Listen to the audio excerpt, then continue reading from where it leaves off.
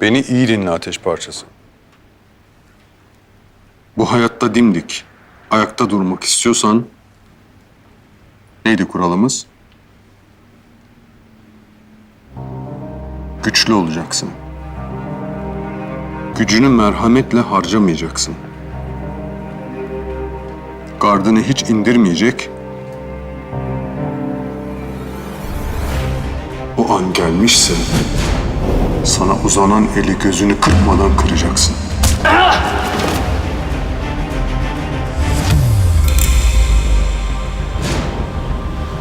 Sonu ölüm bile olsa gözünün içine bakıp üzerine yürüyeceksin.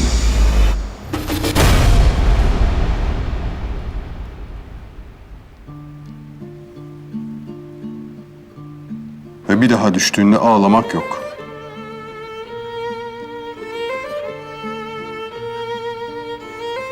Yeniden ayağa kalkmasını bileceksin. Anlaştık mı?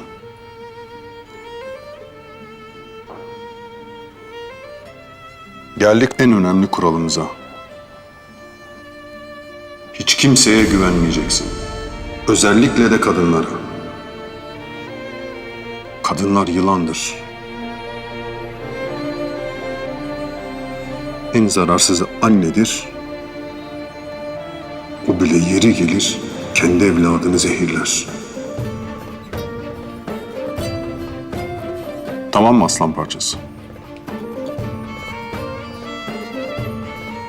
O zaman işe kendi yarını sarmakla başla.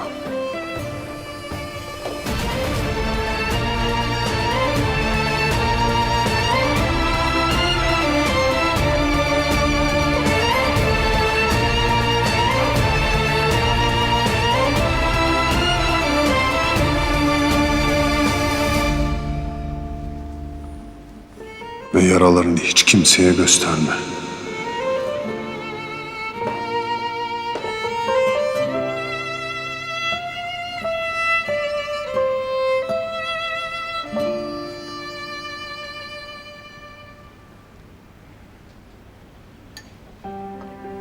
Seher, Nasıl baba? Tutturabilmiş miyim kıvamı?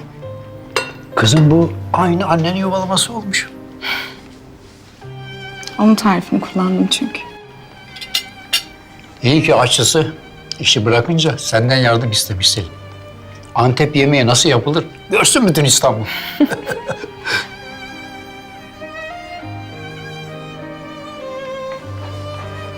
İçli köfteye de baksana. En çok uğraştırdı.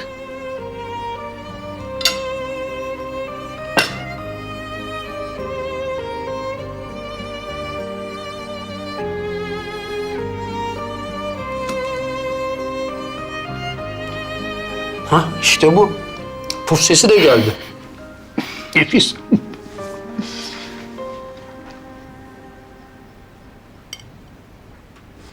Kuru dolmadan da yapma. Şu tabakta ne var? Aç bakayım kapağını.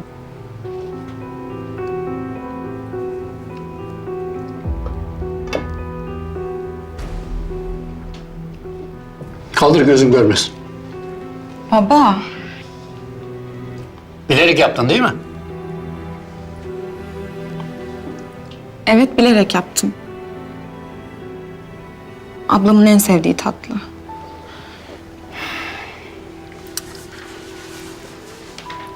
Altı sene oldu baba. Ben çok özledim ablamı. Biliyorum sen de. Sus, sus. Yoksa kalbini kıracağım.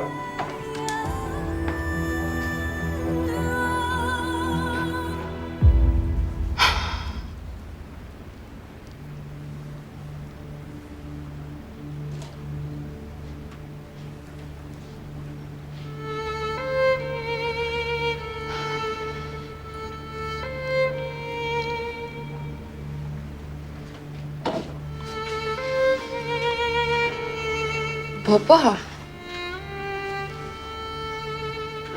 Gitme dedim. Eziyet ederler sana dedim. Sana edilen eziyet benim içimi dağlar dedim. Dinlemedi. Gitti. Gitti Kırımlıların batağına saplandı. Onlara gelin oldu. Babasını çiğneye çiğneye. Bütün bunları bile bile niye içimi yakıyorsun be kızım? Hiç mi acımıyorsun babana? Ne desen haklısın baba. Ben de çok kızdım ablamın gidişine. Benim de içim parçalandı. Ama Ama ne Seher? Ama ne? sen demez misin ömür kısa diye? Bu kadar küslük etmez mi artık baba?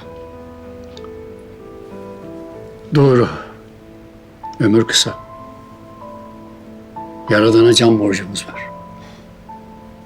Vakti saati gelince emanet sahibine teslim edilir. Ha, o gün gelince söylersin. Hakkım helaldir bir baba olarak. Ama o kadar. Hiç mi özlemedin? Hiç mi göresin gelmiyor?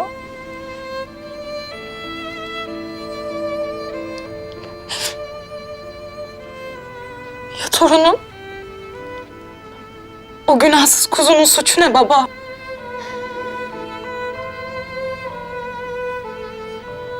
Kızsan da, söylensen de ablamın seni ne kadar sevdiğini biliyorsun. Hem oğluna da senin adını koymuş.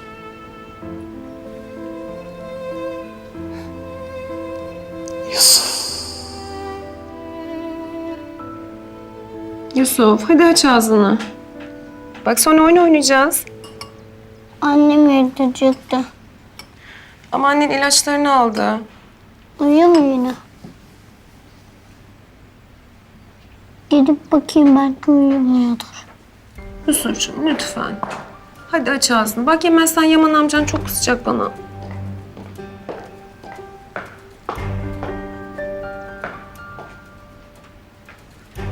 Çorban öylece duruyor ama yengesinin bir tanesi.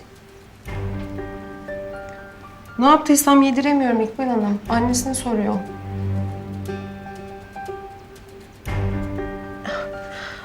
Tüh, hay Allah. Bırak Selma, zorlamayalım. Acıkınca kendi ister zaten. Değil mi benim güzel yüzlüm? Müsaadenizle ben şunu bir temizleyeyim İkbal Hanım.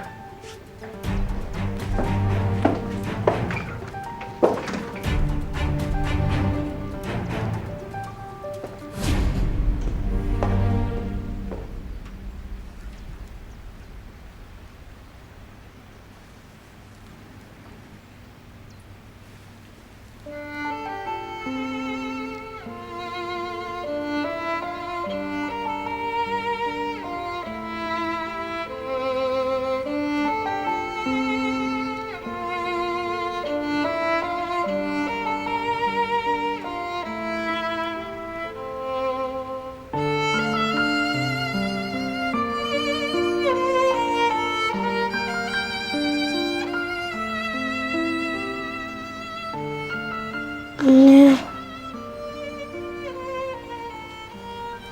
Anne. Bugün çorbamı sen içecektin. Canım oğlum. Kalkayım. İçireceğim.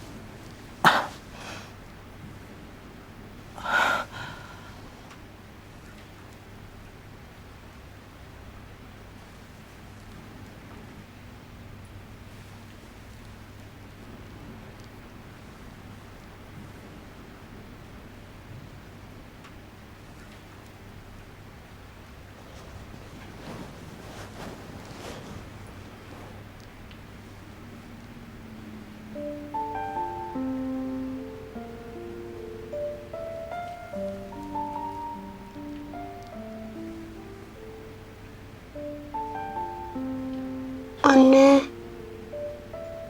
Anne.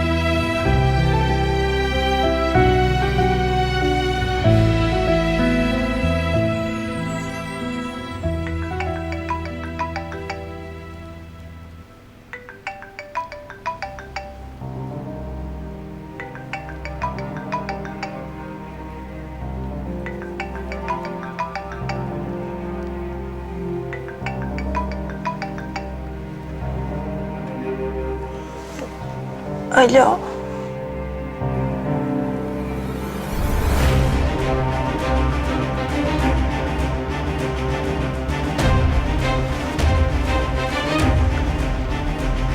Ne?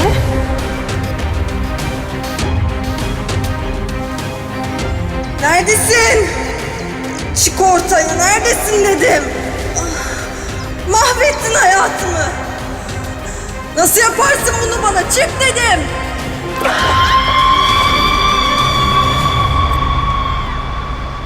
Soygiraylar ihaleden çekiliyormuş Yaman. Sürece senin de dahil olduğunu anlayınca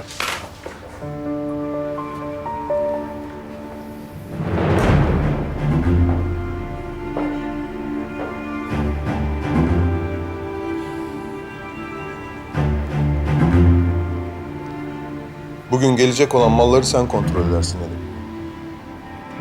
Geçen seferki gibi sorun çıksın istemiyorum.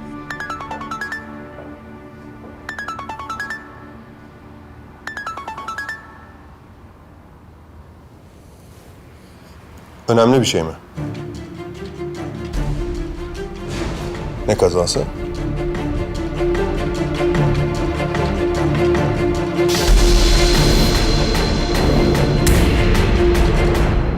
Hangi hastane?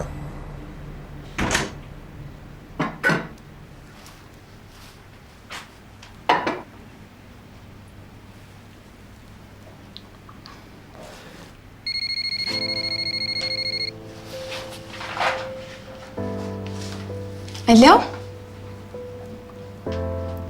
Evet, burası. Buyurun. Ben kardeşiyim.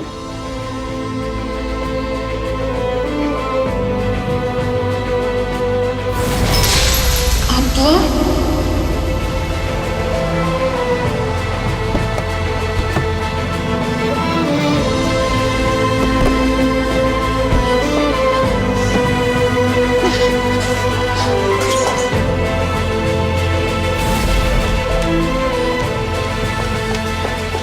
Kevser Kırımlı hastaneye gelmiş.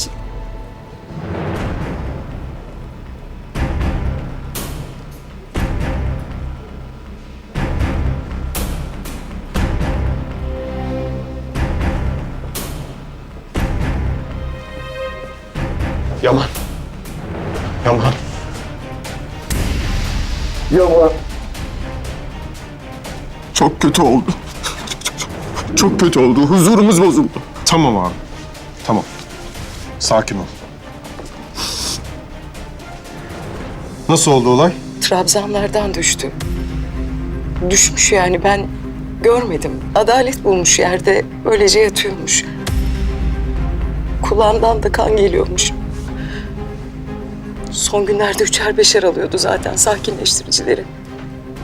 Ruh gibi geziyordu. Dengesini kaybetti herhalde. Dengesini kaybetti herhalde. Görür görmez hemen ambulansı çağırdım. Hı hı. Çağırdı. Ambulansı da çağırdı. Yusuf. Gördü mü? Yok. Onun hiçbir şeyden haberi yok. Şey olurken odasındaymış Allah'tan. Allah'tan.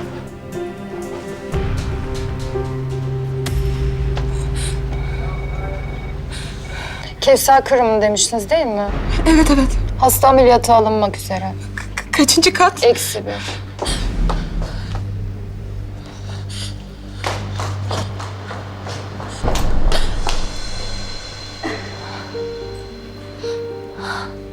Abla. Abla. Ablacığım.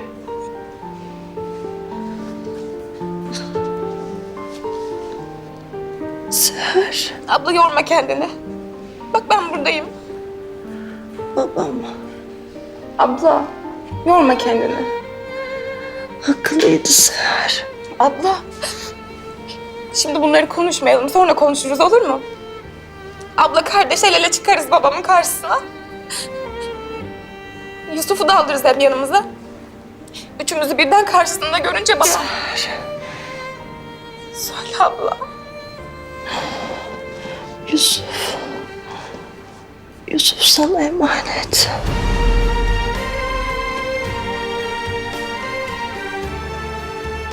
O konakta. Onları bırakma yavrum.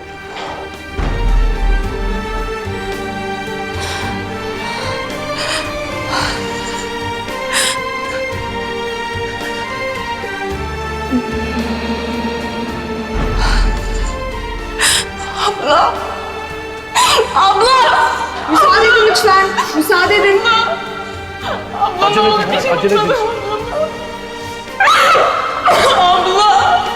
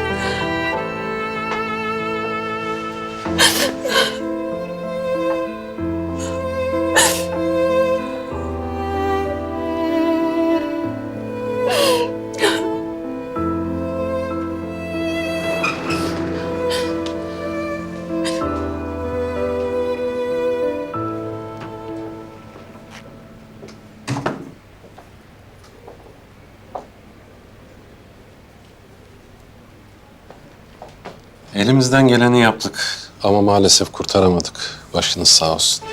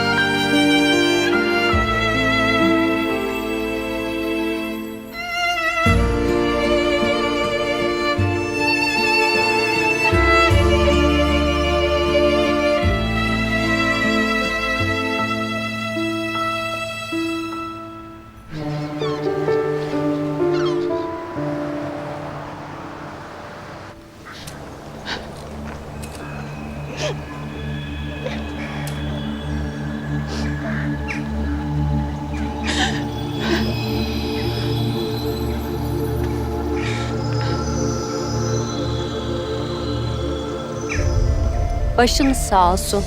Dostlar sağ olsun. Çok yazık oldu. Kaç yaşındaydı çocuğu? 5'ine yeni girecek. Bu yaşta hem annesiz hem babasız kaldı. Haberi var mı? Söylediniz mi? Yok. Böyle bir şey bu yaştaki çocuğa nasıl söylenir ki?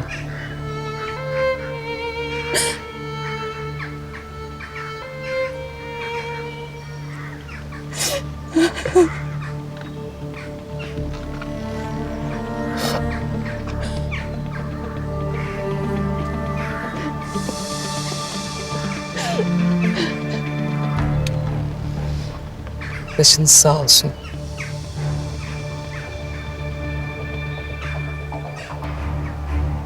Keşke yaşarken görebilseydi sizi.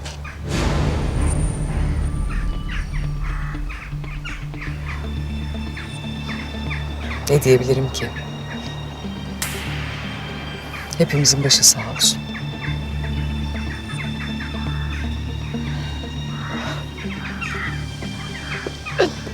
Güzel kızım benim. Perişan ettin kendini. Hadi artık toparla kendini. Bak babanı da düşün. Zaten hasta adamcağız.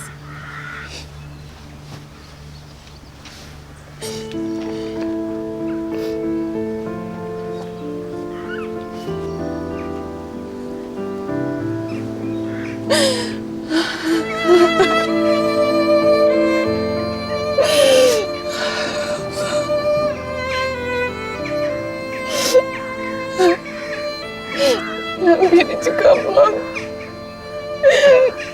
Doymadık birbirimize ablam.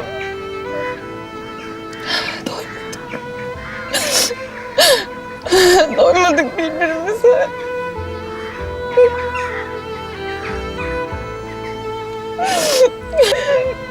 Doymadık birbirimize ablam.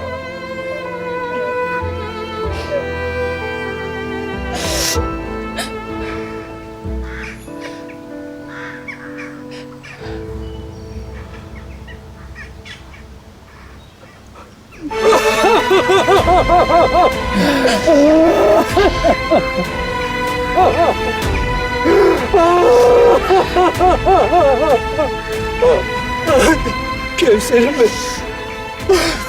Ben seni affettim kızım. Sen de beni affettin. Sen de babanı affet. Ben ne yaptıysam senin iyiliğin için yaptım. Senin mutluluğun için yaptım kızım.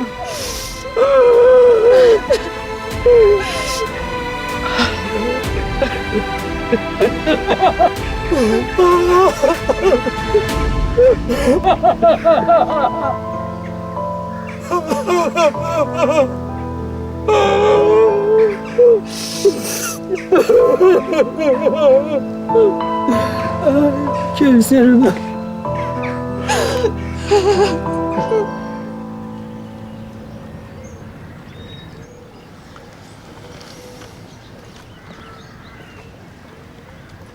Başınız sağ olsun Yaman Bey. Sağ olun.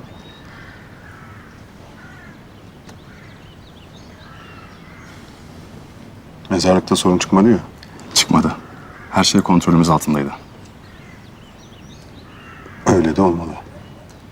Senin de gelmen iyi olurdu ama mezarlıklar konusundaki hassasiyet. Başınız sağ olsun Yaman Bey. Allah sabırlar versin.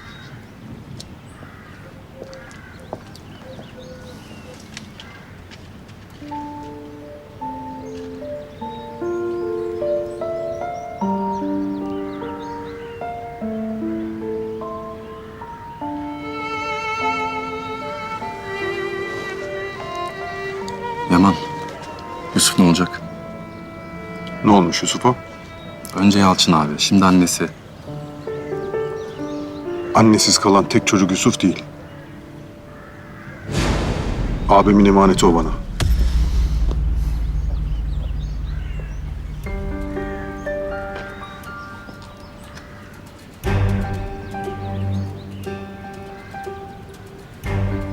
Ziya abim nerede? Arkada bitkileriyle uğraşıyor.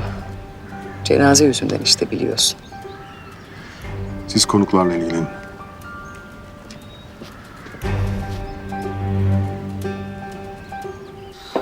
kaçıncı posta ya? Neslihan. Kalabalık diye dedim teyze. Vallahi ayak tabanlarım şişti.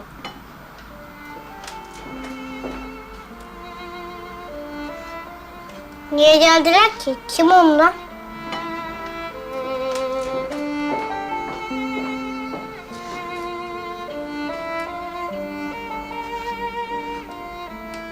Bu amcanın iş arkadaşları Küçük Bey.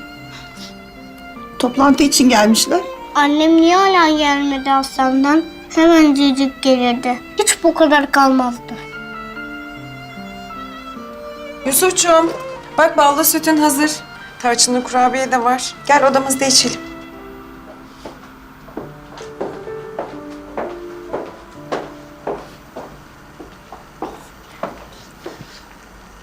Kevser abla zaten ölü gibiydi. Ama bak küçük bey yine de. Neslihan. Allahümme sabirin. Allahümme sabirin. Ah Cengar Bey ah. Geleydi memleketten senin hakkından o gelirdi anca. Of teyze ya. Yeğenim miyim, düşmanım mıyım anlamıyorum ki. Konuşmak bile yasak şu evde. Konuşma o zaman Neslihan. Konuşma. Konuşma.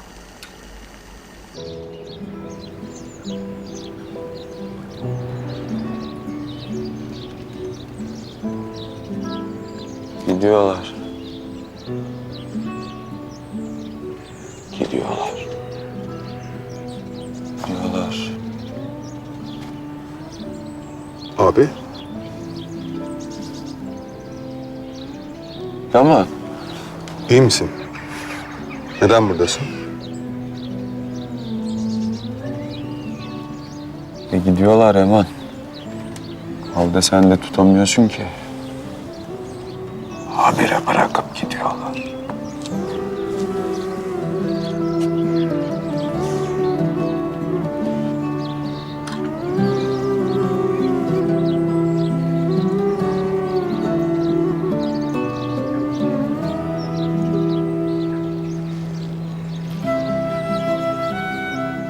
Güvenmiyor musun bana abi?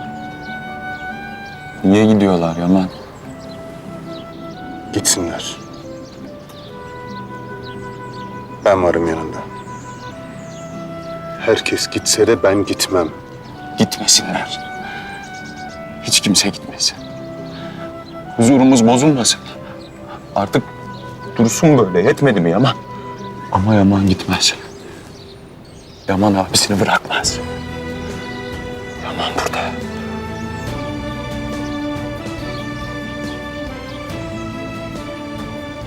Herkes gitse de o gitmez.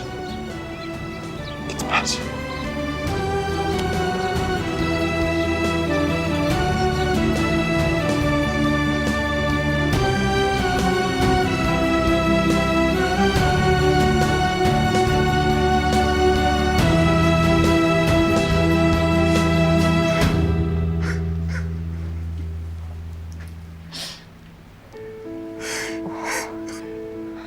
Yeter artık Yusuf Bey. Harap ettin kendini. Sana da yazıktır. Hiç bilmiyorum. Dirliği düzeni yerinde miydi?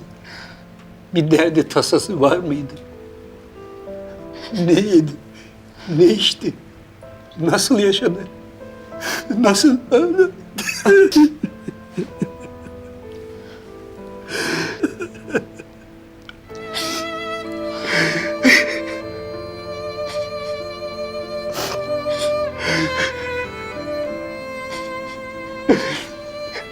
Ben sebep oldum. Ben. Baba. Bu kadar yüklenme kendine Yusuf Bey. Bak zaten hastasın. Baba. Deme böyle şeyler ne olur.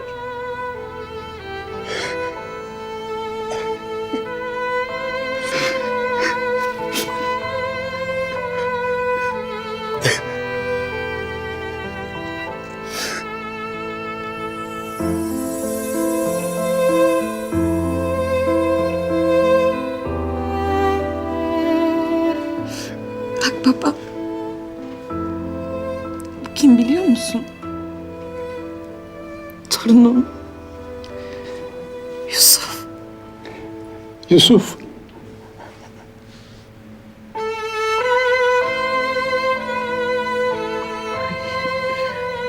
Allah bağışlasın. Aynı sana benziyor.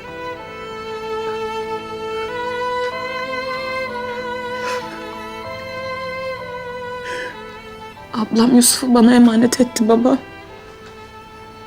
Yusuf sana emanet dedi. Kuzumun kuzusu. Onu orada bırakamayız. Kırımlar vermez o çocuğu kızım. Vermezler.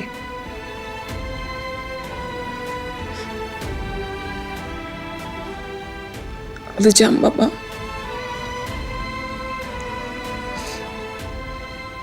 Ablamın emaneti Yusuf bana.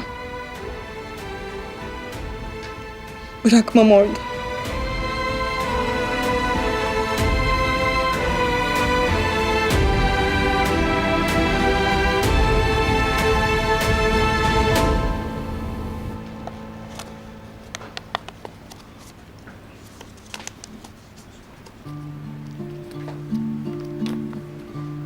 Amca bak mi? Annem yaptı. İlaç kağıdından.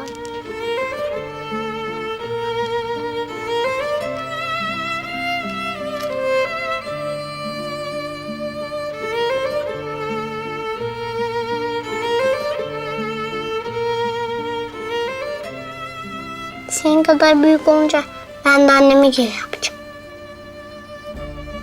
Ama böyle değil. Kocaman gemilerden.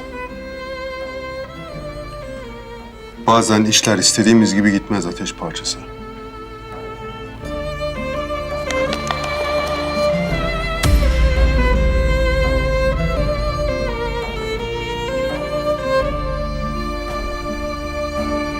Emin?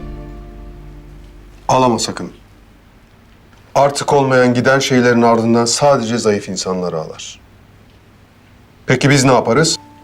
Ağlamayız. Onlar baban gibi mi giderler? Yani hep.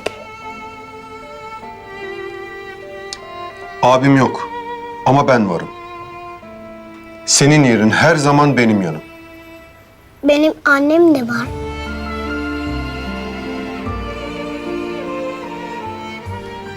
Benim yerim onun da yanı. Değil mi?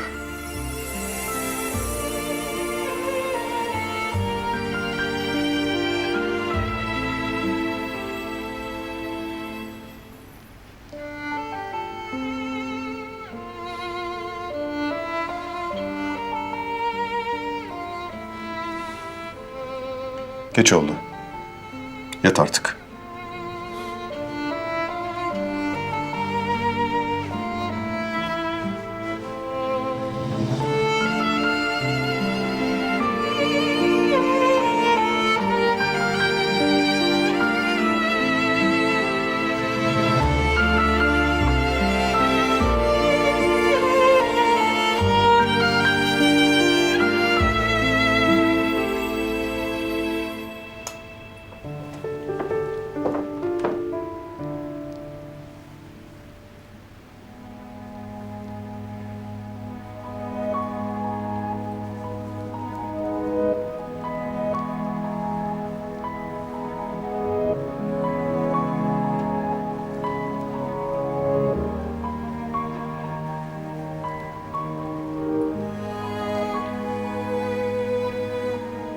Yusuf, sana emanet.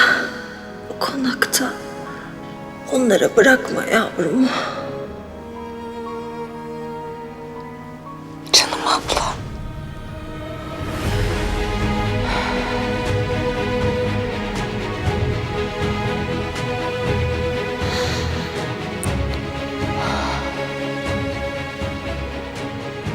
Yusuf'u o konakta bırakmayacağım.